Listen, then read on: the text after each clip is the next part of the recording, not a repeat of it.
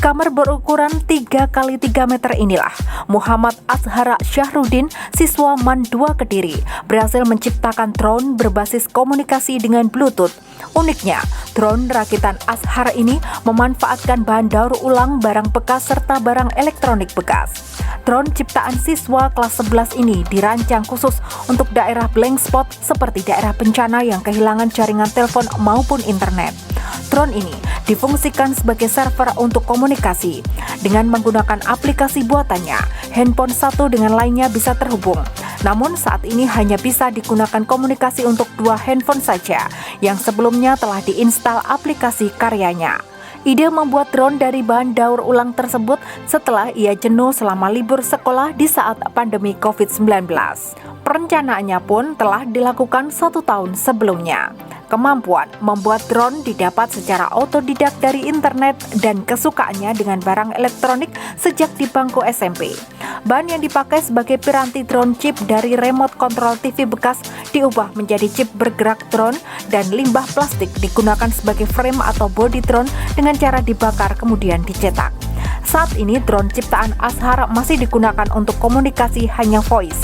Kedepannya terus dilakukan penyempurnaan tak hanya voice, namun juga akan dikembangkan untuk mengirim pesan teks serta video call.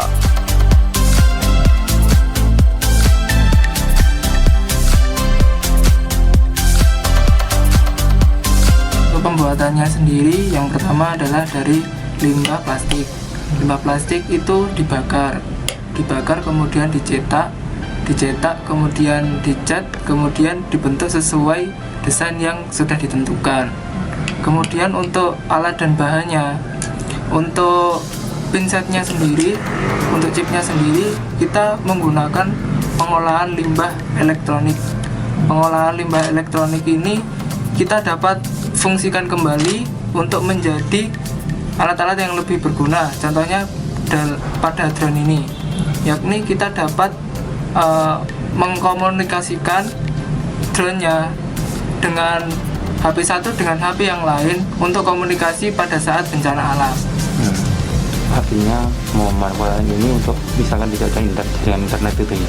Ya, kalau tidak ada internet, tidak ada sinyal, tidak ada wifi, kita bisa menggunakan drone ini untuk melacak seseorang, kemudian orang tersebut kedapatan kan membawa HP.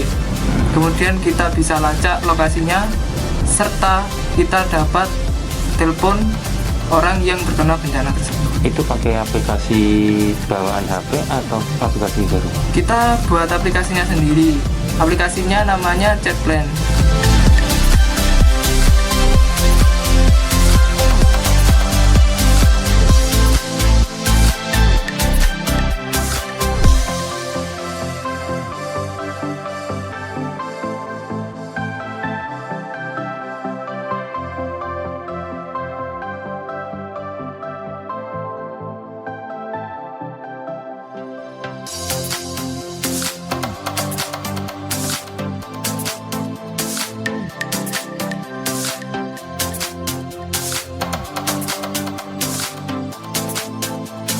Selama pandemi, ia telah membuat 4 drone pesanan dari kontraktor bangunan, BMKG, dan BPBD setempat.